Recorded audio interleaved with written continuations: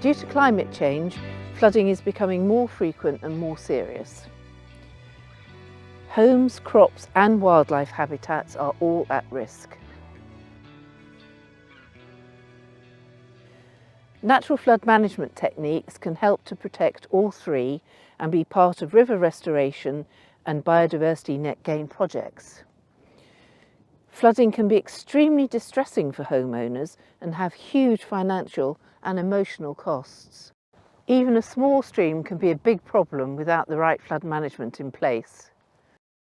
Storms have increased in intensity and frequency due to climate change, and we will continue to see more flooding. And it's local residents who are experiencing the consequences firsthand. My name's Archie Ewing and I'm the landlord of the King's Head at Bleddington.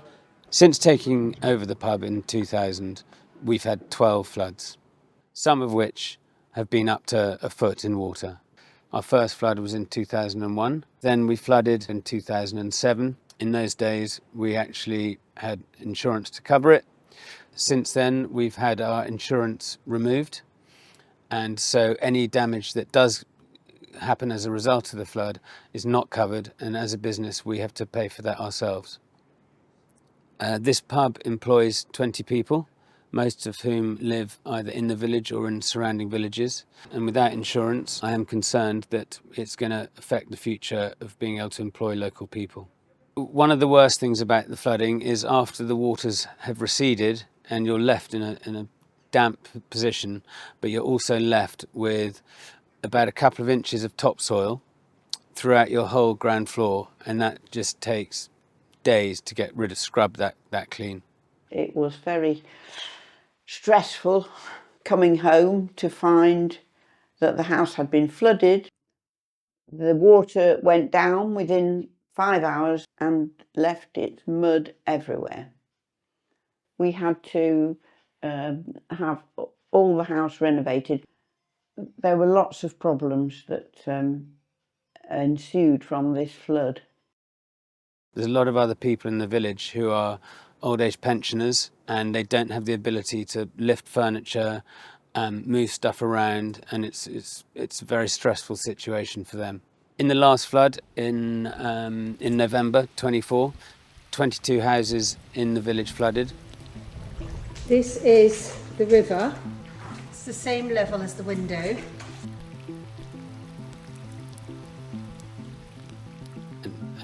It's caused a lot of anxiety amongst the community, and when I see bad weather forecasts, we're all on tenterhooks and starting to get worried about what might happen.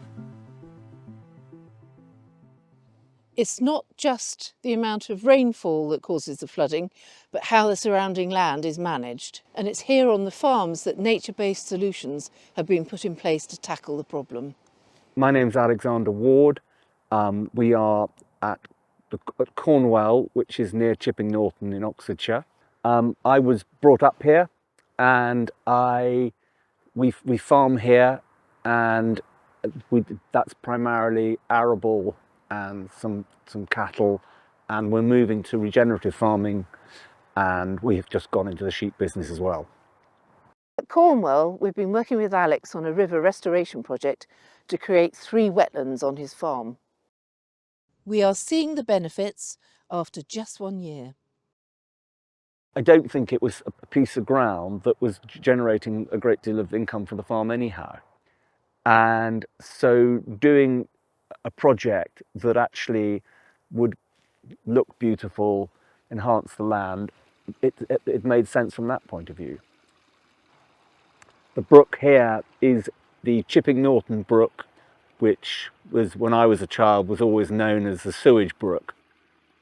It comes in at the top of the wetland. It's from treated effluent from the sewage treatment works, but these wetlands act as a giant filter. By the time this stream, the Chipping Norton Brook, flows back into the swale, it's pretty clean, and the testing below it is showing it's not high in phosphates. So we're at the top end of this series of wetlands in Cornwell Estate, and this is the wetland that we did the most physical work to. A huge amount of soil was taken out to give more room for the river to move, and also to bring the levels down to the level that this brook is in its unnatural incised channel. It's very, very incised here. And you can see the two forks of the river here are now joined together. And you can see these really big gravel banks that the water has kicked up.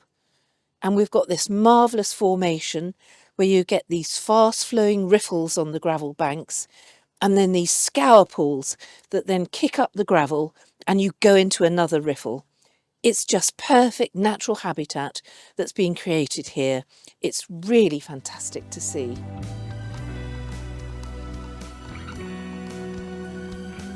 And you can also see how there's a variety of habitats. We've got some sort of lower, wet, marshy areas forming, and then these basking banks. All of this variety of habitat is really great for wildlife.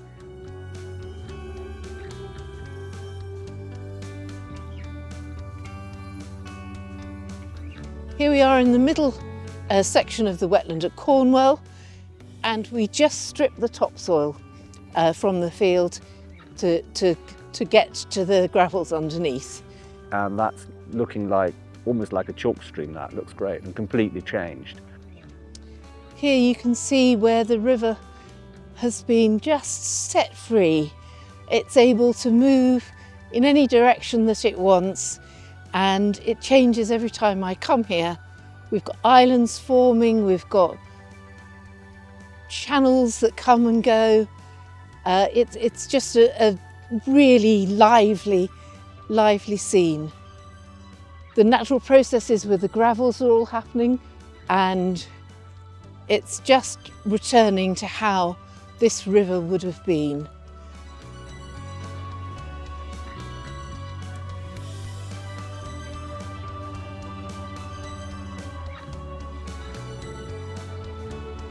And in the third field, there was minimal intervention, and it was extremely cheap to do. The brook was blocked and the water allowed to spill onto the field and create its own braided channels.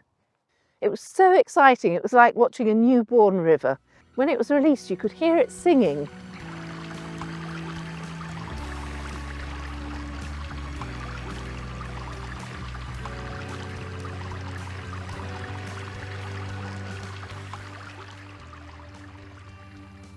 There's never really been much wildlife here before we diverted the brook, and that appears to be coming back pretty quickly. It was amazing. The birds came in within hours of the river being liberated. I have seen regularly at least 50 species. Highlight last year was a juvenile ruff, a redshank, a great white egret, and we've had a peregrine. We've had hundreds of swallow and house martin, and even sand martin have come down as well. This winter has been fantastic. I have seen a merlin hunting just behind me over these waters. Only one of 3 sites in Oxfordshire where they've been recorded this winter. And between July and November this year, I recorded green sandpipers every single month. So already, just within 1 year, we've got a particular, not very common species that has really benefited from it. And this probably represents between 0.5% and 1% of the entire population of green sandpipers in the UK, which is pretty amazing, really. I feel great about the results. I think it's a real. I come down here on an evening in the summer and see masses of ducklings and all of the swallows and the wildlife. It's absolutely heavenly. River restoration projects are not just amazing for wildlife, they are really good natural flood management projects. By connecting the river with its floodplain, it allows the energy to be dissipated and it makes the flood less destructive. And I think one of the important things that this can do is when there is flooding, we're able to hold back a lot of water. It's been calculated that over 20,000 cubic metres of extra water can be stored up here. Holding water in the upper catchment will not only make a difference to the communities that flood in the Evenlode, but also to Oxford and further down the Thames. There's a lot of problems in Bledington with continual flooding. We are holding water back on this farm as well as other farms further up, and that's going to benefit people in the village. It's an intensive arable farm.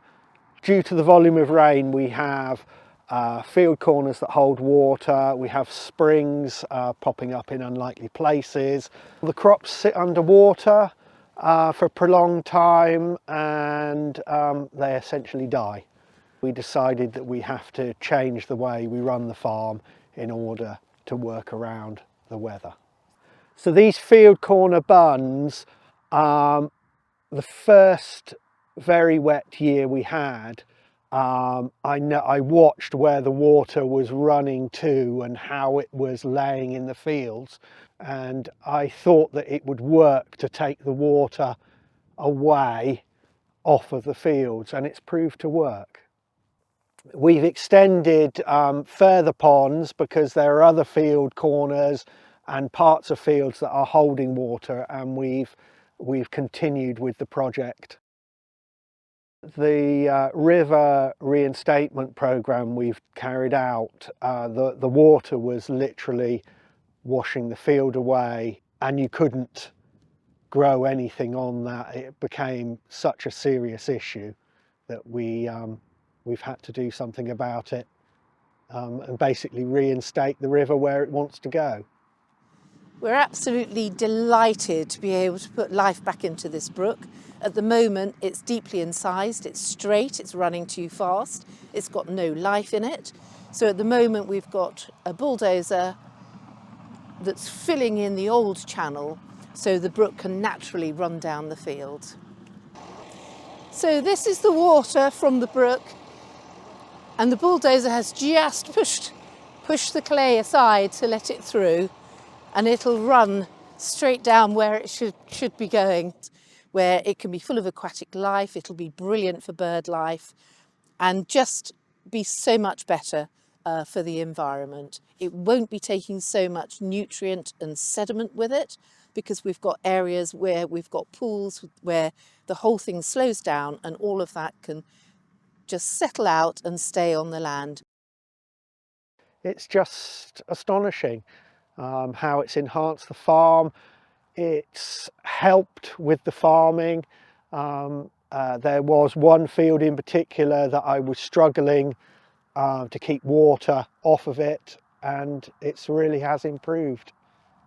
And you get used to working around the ponds and around the field corners. It will benefit the farm financially as well as its visual aspect on the farm.